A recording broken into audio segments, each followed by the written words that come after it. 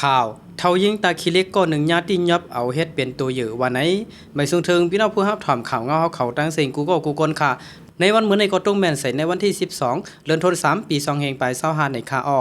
กค่าในตอนในก็ข่าวตั้งข่าวเงาเท่ายิงตาขี้เล็กก็หนึ่งญาติยับเอาเฮ็ดเป็นตัวอยู่วันในเสเดมาสืบปืนเพปันพี่น้องเขารับถามเย็นกันอยู่ค่าเท่ายิงอายุ60ปลายก็หนึ่งอยู่เว้งตาขี้เล็กจึงได้ปลดออกญาจุ่มอ่ำหู้ภายติ้งยับเป็นตัวอยู่กว่าวันไหนมื้อวันที่10วัน3เดือนปี2025ยามกลางค่ำหมอก9:30นก้นใจ2เกาะขี่กากลองสี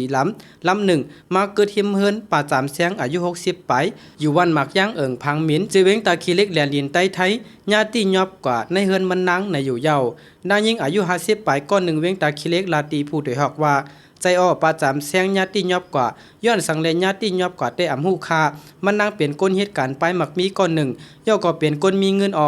ก้วยกาภายไหลเอากว่าได้อำไรหู้ค่าว่าไหนย้ำเดี๋ยวป่าจามแสงในถูตี้ยอบเอากว่าไว้ตีไหลจุ่มมันมาตียอบกว่านั้นซ้ำเป็นน้ำมือไผจุ่มไหลเฮ็ดอันว่านั้นยังไปหู้ป่วนมามื้อวันที่21วัน1เดือนปี2025ยามกลางค่ำปอเล่งหลงลุงใจแรงอายุ53ปีกวนวันหมักยางนั่นก็ญาจุ่มอำหู้ภายตี้ยอบเอาตัวมั่นใจพ้องตึกออกเฮินไปตั้งห้านดอกถึงยามเดี๋ยวจำ2เดือนเยาไปหันขึ้นวันในคา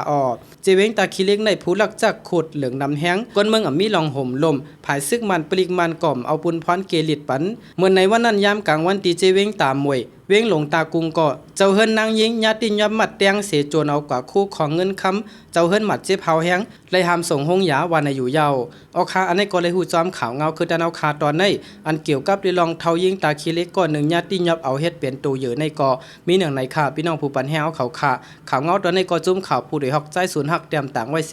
ข่าวเฮาเลยสืบปืนเพปันพี่น้องเขาฮับถอมยินกันข่าไม่ทรงตั้งเสียงค่ะ